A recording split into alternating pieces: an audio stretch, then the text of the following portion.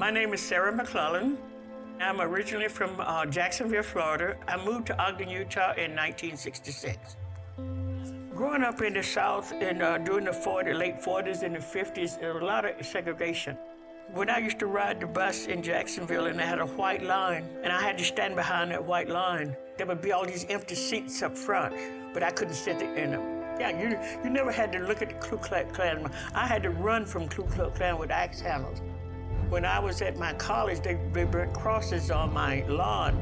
I guess that really made me have a lot of compassion for folks that are discriminated against, because I know the feeling.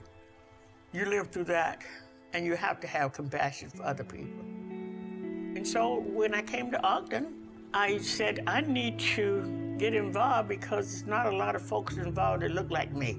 Everybody have a mission, and I tell folks my mission is to help. And I speak when nobody else will speak for you. Because if I don't, who will?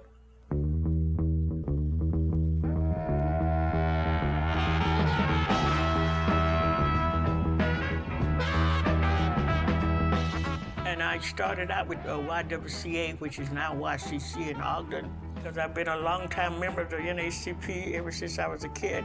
I'm the go-to person in the community. You want to find out who you do this, they call Sarah.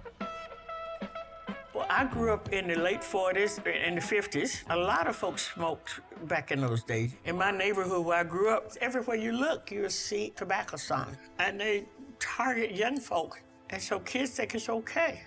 I started smoking in 1957. I smoked in 2007. I wouldn't let folks ride in my car. I simply refused because it smelled like cigarette. It was filthy. My friends would get in and say, "You still smoking?" Yeah. And so cigarettes pretty much control your life. You knew it was wrong. You really did want to smoke. You tried not to smoke, but cigarettes are powerful. Tobacco had control of me, and it was dictating part of my life. And I said, I'm better than this. I know better than this. They could not label me as a smoker just because of the color of my skin. I know folks look at me, and all they can see is a black face. They don't know who I am because they don't know my story. I haven't smoked since March the 20th, 2007.